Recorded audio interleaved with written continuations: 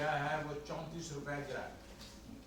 और ये वो लोग हैं और ये वो फाइनेंस मिनिस्टर है, जब आया वहाँ से लंदन से कहता मैं जैसे ही जहाज़ पे चढ़ा तो जो है वो डॉलर जो है डिप्रिशिएट होना शुरू हो गया, रुपया जो है मजबूत होना शुरू हो गया और मेरे आते आते ही 1200 अरब रुपए के जो है कर्जे कम हो गए। तो आज उनके होते हुए एक ही दिन में 34 रुपये जो है आपका जो है रुपया गिरा और ये वो इनकी 200 और इस वक्त 64 रुपये पे जो है रुपया है $2 के अगेंस्ट। और हम जब छोड़ के गए थे तो 182 रुपया पे डॉलर था हमारे यहाँ। और कुछ अर्सा पहले जो वोट ऑफ नो कॉन्फिडेंस जब इन्होंने शुरू किया था उस वक्त वो 178 रुपये था। अब इससे क्या होता है? इससे ये है कि ज़ाहिर महंगाई होगी और बहुत बढ़ चढ़ के महंगाई होगी, लेकिन जो ये भी शोर मचाते थे कि 40 महीनों में तहरीक इंसाफ ने कोई तकरीबन 19 अरब ट्रिलियन रुपए का कर्जा बढ़ाया है। इन्होंने एक दो दिन में, ये 2 दिनों में 4.5 ट्रिलियन रुपए का कर्जा बढ़ा दिया है। तो हमारा कर्जा जो बढ़ा था वो भी कोई डिवैल्यूएशन से भी तो बढ़ा था। उस वक्त उनको ये वो याद नहीं आता था। आज जरा ये देखें कि ये जब से आए हैं इस वक्त इनका जो कर्जा है वो तकरीबन 11 से 12 ट्रिलियन रुपया बढ़ा। अभी तो साल भी पूरा नहीं हुआ। रिजर्व जो है वो गिर गए हैं, वो 4 ट्रिलियन से नीचे चले गए हैं और ये रिजर्व जो 3.7 ट्रिलियन पे हैं डॉलर पे। इसमें वो डॉलर्स हैं जो सऊदी अरेबिया ने आपको दिए हुए हैं डिपॉजिट के लिए, यूएई ने दिए हुए हैं, चाइना ने दिए हुए हैं। तो वो अगर उसको मिला लिया जाए तो लगता है कि ये उधार पे चल रहे हैं, ये एमटी पे चल रहे हैं। फिर अगर आप देखें कि इनकी जो IMF क्यों नहीं इनके पास आ रहा, क्योंकि इनका इस वक्त जो बजटरी और वो फिस्कल डेफिसिट है, IMF कह रहा है 3.2 ट्रिलियन रुपए का है। ये तो 200-300 अरब रुपए के टैक्सेस की बात कर रहे हैं और बाकी चीज़ों की। 2.5 ट्रिलियन की बात कर रहे हैं और वो 3.2 ट्रिलियन की बात कर रहा है। इसका मतलब है कि ये टैक्सेस लगाएंगे, ये पेट्रोल की कीमतें बढ़ाएंगे, ये सिगरेटों की कीमत बढ़ाएंगे, ये बाकी जो चीज़ इनके पल्ले पड़ेगा ये बढ़ाएंगे और आवाम पे ये जोर डालेंगे। इस वक्त उनके ख्याल में जो FBR का रेवेन्यू है वो 400 अरब रुपए से कम है अपने टारगेट से। तो इनका जो इस वक्त जो सूरत हाल है वो ये है कि ये बिल्कुल लेट गए हैं और IMF को इन्होंने अगर साइन नहीं किया तो इनको पैसे नहीं मिलेंगे बाकी मुल्कों से और बाकी दोस्तों से। तो इन्होंने अभी उनको बुलाया है और वो 30 जनवरी को आ रहे हैं, 29 को, और ये उनके सामने आप देखेंगे जो ये उधर अग्री करेंगे वो हमारी आवाम पे बहुत बड़ा बोझ होगा। और उसके बीच में जो मैंने चीज़ें बताई हैं आपको, उसमें पेट्रोल की प्राइसेस, डीजल की प्राइसेस, बाकी आम चीज़ों की प्राइसेस के ऊपर बोझ बढ़ेगा और ये टैक्सेस बढ़ेंगे और बिजनेसेस के लिए टैक्सेस भी बढ़ेंगे। एक चीज़ और ये बड़ा हमें बात करते थे कि हम जी 1.3 ट्रिलियन का जो है सर्कुलर डेट छोड़ के गए थे और इन्होंने 2.4 या 3 ट्रिलियन पर छोड़ा। अभी इनका जो वो सर्कुलर डेट है वो 123 अरब रुपया पर मंथ बढ़ रहा है, वो 3.2 ट्रिलियन पर चला गया है। और अपने जो इन्होंने टारगेट दिए थे IMF को उससे 800 अरब रुपया ये जो है ये शॉर्ट है। तो उन्होंने उसकी वजह से आपकी बिजली की कीमतें बढ़ा देनी है और ज़ाहिर है इनमें ये गैस भी बढ़ेगी और ये बोझ जो हम लोग 16 रुपए पे यूनिट छोड़ के गए थे और इस वक्त 36 रुपए पे है, ये आप देखेंगे 50 रुपए से कम नहीं होगा। इससे क्या होगा? इसका मतलब क्या है? आम आदमी क्या मतलब है? आम आदमी के लिए ये है कि जो आपकी जो इस वक्त इन्फ्लेशन है और जो सेंसिटिव प्राइस इंडेक्स है जिसमें खाने पीने की चीज़ें, इलेक्ट्रिसिटी वगैरह, वो इस वक्त 32% पे है, 31.75 पे। ये आप 45 से 50% पे जाते देखेंगे। और जो CPI है, जो आप कंज्यूमर प्राइस इंडेक्स है, जो इस वक्त 25% पे है, ये आप 30 से 35% पे जाते देखेंगे। तूफान बदतमीजी होगा महंगाई का और ये अभी होने वाला है आपके साथ। उसके बाद जो है बिजनेसेस की जो है वो उनकी जो है कॉस्ट बढ़ जाएगी। जब उनकी कॉस्ट बढ़ेगी तो वो बंद हो रही हैं अभी और बंद होना शुरू हो जाएंगी। اور ان امپلائمنٹ زیادہ ہونا شروع ہو جائے. اس وقت جو تخمینے ہیں وہ کئی تخمینے ہیں جو ٹیکسٹائل والے کہہ رہے ہیں ہماری 70 لاکھ بندے جو ہے فارغ ہو گئے ہیں, دوسری انڈسٹری والے کہتے ہیں 50 لاکھ ہو گئے ہیں. اب اس کے اوپر کوئی, کیونکہ وہ کوئی کریڈیبل سورسز سے نہیں آ رہے, تو میں اس کے اوپر وہ کامنٹ نہیں کروں گا. لیکن اتنا ضرور کہوں گا کہ بزنسز بند ہو رہی ہیں اور لوگوں کی روزگار جاری ہے. اور اس میں ایک اور چیز جو آپ کو میں بتا دوں جو ابھی ہو چکی ہے اور یہ مان نہیں رہے اس کو, 6% جو ہماری اکانومی گرو کر رہی تھی وہ اس وقت یہ خود کہہ رہے ہیں کہ 1 سے 1.5% ہوگی, لیکن ہمارا تخمینہ ہے کہ یہ نیگیٹو گروتھ ہوگی. کتنی ہوگی یہ وقت بتائے گا, لیکن اس وقت جو آپ کی اکانومی ہے جو ہم 2 سال میں 5.74 اور 6% پہ لے کے گئے تھے, انہوں نے اس کو بالکل کھڑا کر دیا, روک دیا. تو اس سے بھی لوگوں کی انکم, جو جن کے پاس امپلائمنٹ بھی ہے ان کی انکم بھی کم ہو جائیں گی, ان کی انکم جو ہے ریل ٹرم میں کم ہو جائیں گی. تو میں اب چاہوں گا کہ اسد عمر صاحب اس پہ کوئی تبصرہ کریں آپ کی طرف.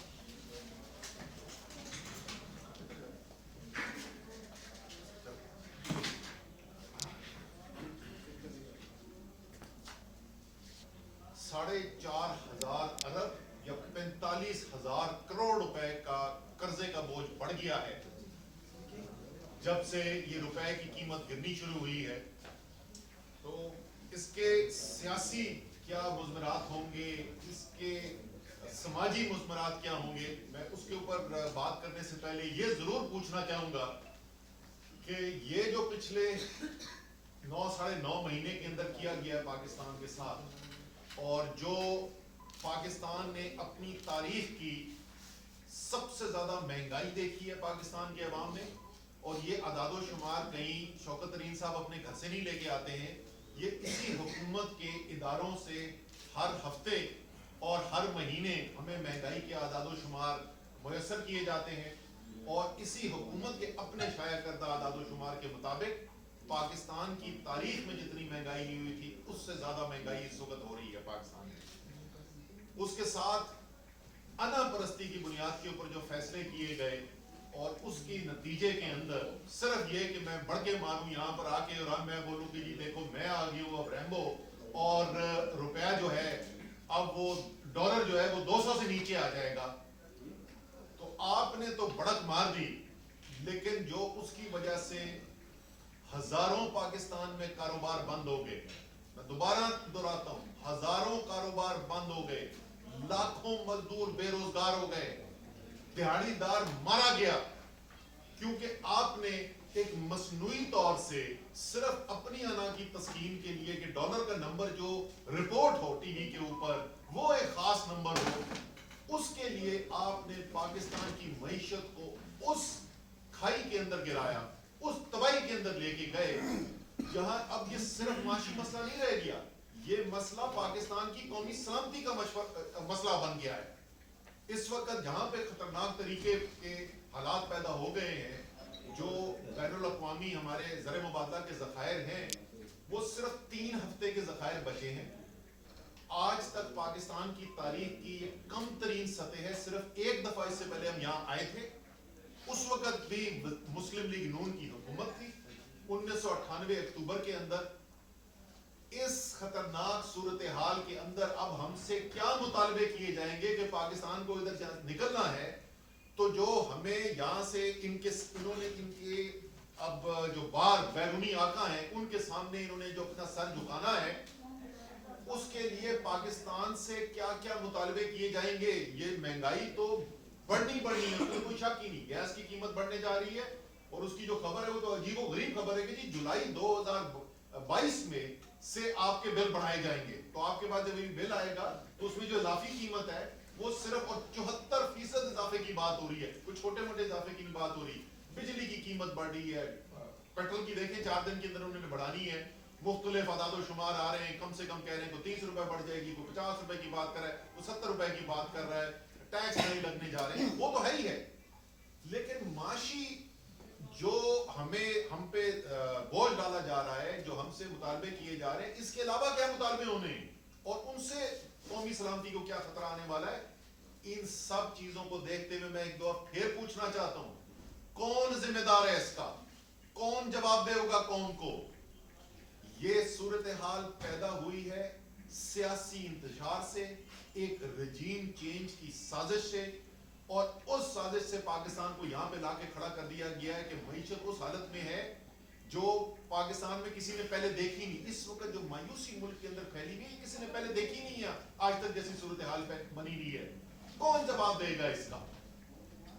ये और सबसे जो बदतरीन चीज, जो मजाक है कि मुल्क में बहरान इसलिए पैदा हुआ कि आपने एक जमहूरी अमल जो है, एक चलते हुए जमहूरी अमल को एक रजीम चेंज की साजिश के तहत उसके अंदर बिगाड़ पैदा किया, उसके अंदर एक गैर मुंतखब हुकूमत को लेकर आए, 156 सीटों वाले वजीर आजम को घर भेजा गया और 84 सीटों वाले को वजीर आजम बनाया गया। और उस इंतजार का अब हमें आजकल क्या क्या असर आई है? हमारे सारे साथी इस पर क्या बात करते हैं, कुछ ऑन एयर मुझसे बात करते हैं, कुछ वैसे बात करते हैं, ओ जी केयर टेकर को अब लंबा खींचा जाएगा, 90 दिन के अंदर तो इलेक्शन नहीं हो सकते। वो कल उन्होंने एक जबरदस्त बयान दे दिया, उन्होंने कहा हाँ जी ये तो लिखा हुआ है कि 90 दिन के अंदर आईन में लिखा है कि इलेक्शन कराने, लेकिन अगर नहीं होंगे 90 दिन के अंदर, ये तो आईन में कहीं नहीं लिखा हुआ है। भाईजान लिखा हुआ है अगर 90 दिन के अंदर जानबूझ के आप इलेक्शन नहीं कराते हैं तो आर्टिकल 6 लगता है, गद्दारी का मुकदमा बनता है, सजाए मौत बनती है। जो पाकिस्तान के अवाम के साथ आपने कर दिया है, जिस तकलीफ से, मैं जहां पर जिस वक्त मैं बताऊं आपको जाता हूं, चाहे वो इस्लामाबाद हो, कराची हो, लाहौर हो, जिधर रास्ते में आते हुए बेरा में रुका, वहां पे लोग आ गए, लोग गिड़गिड़ा के हमसे कह रहे खुदा का वास्ता इमरान खान से कहें मेरी जान बचाएं इन लोगों से। इस मुल्क की जो सूरत हाल आपने पैदा कर दी है, जो माशी बहरान पैदा कर दिया है, और खास अगर मैं जोड़ूं इस सियासी बहरान को इस माशी बहरान के साथ, उससे जो समाजी बहरान पैदा हो रहा है, जो हमारी कौमी सलामती को खतरा हो रहा है, मैं बार बार कहता हूं 1971 के बाद से इतने खतरनाक हालात पाकिस्तान के लिए पैदा नहीं हुए। और याद दिलाने के लिए कि 1971 हुआ क्यों था, क्योंकि अवाम के मैंडेट को नहीं माना गया, जोर, ताकत और जबर से अवाम के मैंडेट को दबाने की कोशिश की और आपने मुल्क को 2 लाख कर दिया। आज भी वही सूरत हाल है। पाकिस्तान की तारीख का मकबूल तरीन लीडर अपनी कौम के साथ एक तरफ खड़ा हुआ है और दूसरी तरफ उसको जोर, ताकत, जबर, धमकी, गैर कानूनी मुकदमों से दबाने की कोशिश की जा रही है। पाकिस्तान की कौमी सलामती को खतरे में डाला जा रहा है। आज हमने 2 मुकदमे जमा करा दिए। एक जो गैर कानूनी तैनाती हुई है पंजाब के अंदर निगरान वजीर आला की, उसके खिलाफ सुप्रीम कोर्ट के अंदर केस फाइल किया है, और लाहौर हाई कोर्ट के अंदर हमने केस फाइल कर दिया है, जो आइन का इन्हराफ करके जो इलेक्शन की तारीख का ऐलान नहीं किया जा रहा, इसके बावजूद कि बड़ा वाज़ेह तौर पे आइन के अंदर लिखा हुआ है। पाकिस्तान की अदालतों का भी इम्तहान है, पाकिस्तान के आइन के ऊपर सोचा समझा हुआ बड़ा वाज़ेह इस वक्त हमला हो रहा है। पाकिस्तान की कौम तो खड़ी है अपनी जमहूरियत के पीछे, अपने आइन के पीछे, अपने कानून साज इदारों के पीछे।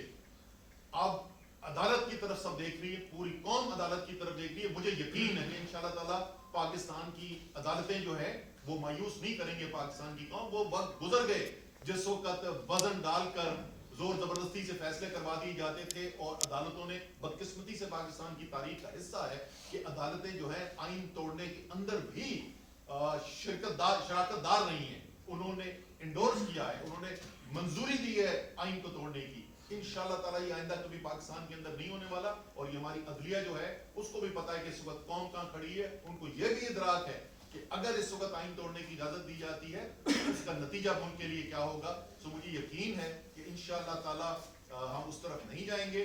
और ये जो बदतरीन माशी बहरान पाकिस्तान के ऊपर नाजिल किया गया है सियासी इंतशार पैदा करके, ये जो महंगाई, बेरोजगारी और तमाम तर मुश्किलात पाकिस्तान के अवाम के लिए, पाकिस्तान के कारोबारी तबकों के लिए, ये खत्म होना शुरू होंगी, क्योंकि पाकिस्तान इलेक्शन की तरफ जाएगा। सबसे पहले ये सूबों के इलेक्शन तो होने ही होने, उसकी तारीख इंशाअल्लाह ताला हाई कोर्ट से ऑर्डर आ जाएगा, और वो तारीख आने के बाद इंशाअल्लाह ताला इनके पास और कोई रास्ता नहीं बचेगा, इनको जनरल इलेक्शन भी अनाउंस करना पड़ेगा और पाकिस्तान एक नए मैंडेट। असद साहब ये बताइएगा कि जितनी खतरनाक सूरत हाल आपने मौशत की यहाँ पर खींची है, کیا ہمیں یہ خدشہ لاحق ہے پاکستان کو کہ جو بیرونی طاقتیں ہیں یا جو ایجنڈا ہے اس سے ہمارا جو ایٹمی پروگرام ہے اس کو کسی قسم کا کوئی خطرہ لاحق ہے؟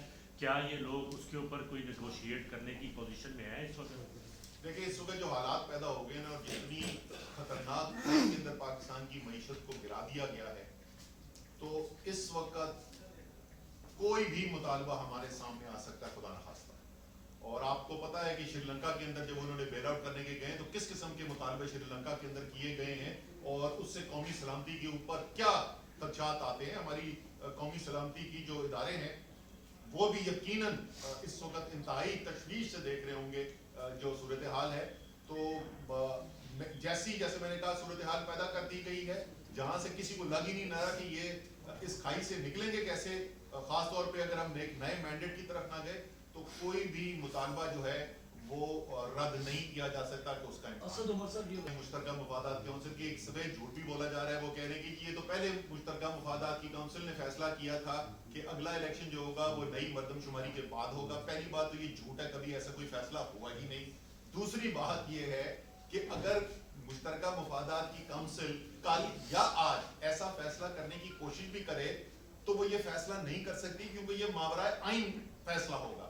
آئین بڑا واضح بات کرتا ہے، آئین کہتا ہے کہ جو بھی حتمی منظور شدہ آپ کا مردم شماری ہے اس کی بنیاد کے اوپر حلقہ بندی ہوگی، اور جو بھی الیکشن ہوگا جو اس کے اوپر حلقہ بندی ہوئی اس پہ الیکشن ہونا ہے۔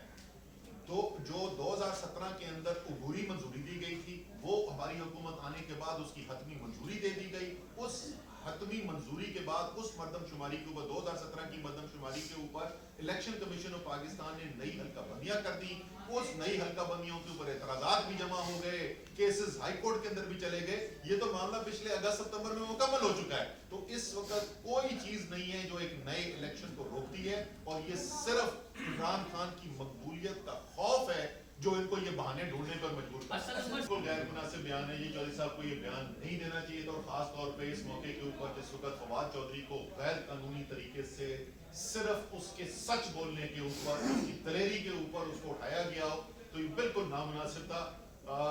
آج اچھی پیش رفت ہوئی ہے، جسمانی ریمانڈ کی جو ایکسٹینشن تھی اس کو مسترد کر دیا گیا ہے۔ کل انشاءاللہ تعالیٰ فواد چودھری کو بیل مل جائے گی۔ چودھری صاحب آپ کا انتظار کر رہے ہیں، وی لو یو فواد چودھری۔ اچھا صاحب یہ بتائیے گا